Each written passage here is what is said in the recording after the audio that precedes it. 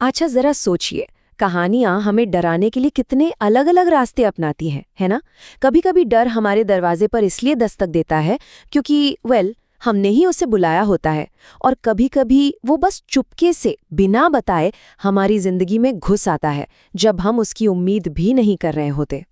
तो सवाल यही है, ज्यादा डरावना क्या है? वो अनजान शक्ति जिसे हमने खुद दावत दी है, या वो खौफ जो अचानक हमारी दुनिया में आ धमकता है? आज हम डर पैदा करने के इन्हीं दो बिल्कुल अलग तरीकों को समझने वाले हैं, दो ऐसी कहानियों के जरिए जो शायद आपकी रातों की नींद उड़ा दें। तो चलिए देखते हैं कि आज हम क्या क्या देखने वाले हैं।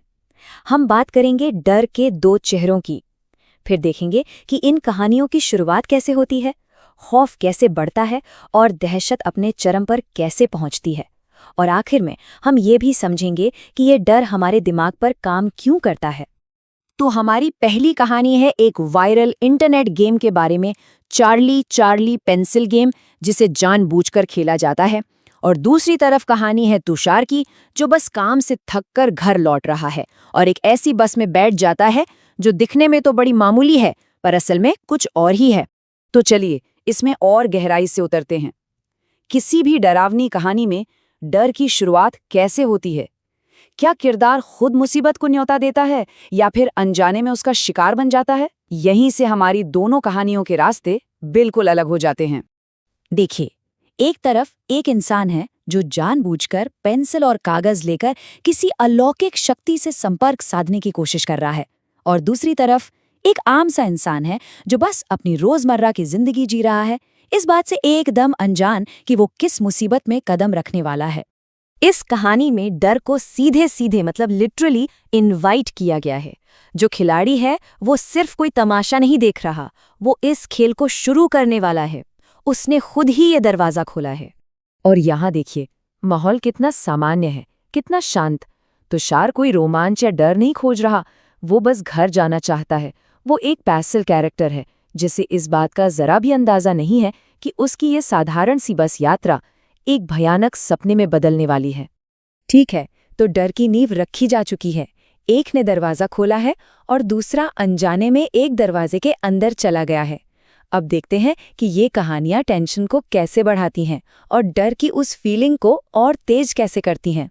चाली चाली गेम का जो पूरा डर है ना, वो सवालों और जवाबों पर टिका है।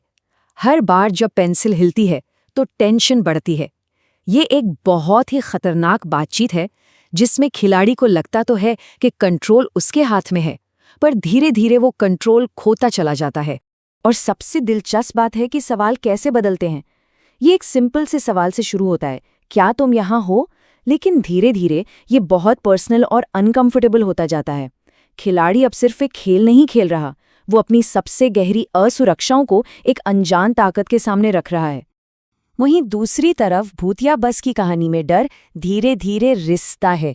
यहाँ कोई सवाल जवाब नहीं है, इसके बजाय डर इस बात से पैदा होता है कि जो असलियत है, जो रियलिटी है, वही टूटने लगती है। जो चीज़ें नॉर्मल होनी चाहिए वो नहीं होती। तुषार का सफ़र धीरे धीरे एक बुरे सपने जैसा हो जाता है। सोचिए, पहले बस अचानक लोगों से खचक भर जाती है और फिर पलक झपकते ही बिना कहीं रुके खाली हो जाती है। फिर एक अजीब सा बूढ़ा आदमी उसे चेतावनी देता है। हर घटना उसकी समझ से परे है और वो अकेला और कंफ्यूज्ड महसूस करने लगता है। डर यहाँ अचानक नहीं आता, बल्कि बूंद बूंद करके उसे निगल जाता है। तो अब हम उस पॉइंट पर पहुंचते हैं जहां अब तक का बनाया गया सारा तनाव एक साथ फट पड़ता है। दोनों कहानियों का क्लाइमैक्स यानी जो चरम बिंदु हैं, वो एक दूसरे से बिल्कुल अलग हैं। चार्ली चार्ली गेम में क्लाइमैक्स तब आता है जब खिलाड़ी को यह एहसास होता है कि उसने जिस चीज को बुलाया है वो अब जाने से साफ इनकार कर रही है। अब ये खेल उसकी मर्जी से नहीं चल रहा, वो फंस चुका है। ये शब्द उस असली दहशत को दिखाते हैं जब आपका कंट्रोल पूरी तरह से चला जाता है। ये एक आमने सामने के टकराव का क्लाइमैक्स है जहां हीरो अब बचने के लिए, भागने के लिए भी भीख मांग रहा है। भूतिया बस का क्लाइमैक्स कोई टकराव नहीं है, बल्कि एक चौंकाने वाला खुलासा है। एक ऐसा पल जब तुषार को पूरी भयानक सच्चाई एक झटके में पता चलती है। असली डर तो तब शुरू होता है जब तुषार बस से उतरकर उसे दूर जाते हुए देखता है, और उसे क्या दिखता है? वो बस एक जली हुई टूटी फूटी गाड़ी है और उसमें बैठे लोग, वो सब भूत हैं। डर इस एहसास से आता है कि वो कभी सुरक्षित था ही नहीं। ये एक ऐसा खुलासा है जो उसकी पूरी यात्रा को, उसके पूरे अनुभव को और भी ज्यादा भयानक बना देता है। तो हमने देखा कि ये कहानियां कैसे डर पैदा करती हैं, लेकिन सवाल ये है कि ये मनोवैज्ञानिक तौर पर इतनी असरदार क्यों है? चलिए थोड़ा और समझते हैं। ये स्लाइड दोनों स्टाइल के बीच का फर्क बिल्कुल साफ कर देती है। एक तरफ है टकराव का डर, तेज रफ्तार वाला, जहां आतंक का स्रोत है अपना कंट्रोल खो देना, और दूसरी तरफ है माहौल से पैदा होने वाला डर, धीमी गति वाला, जहां आतंक का स्रोत है लाचारी और ये जानना कि आप शुरू से ही धोखे में थे। आखिर में ये दो कहानियां हमारे दो सबसे बुनियादी डरों को छूती हैं।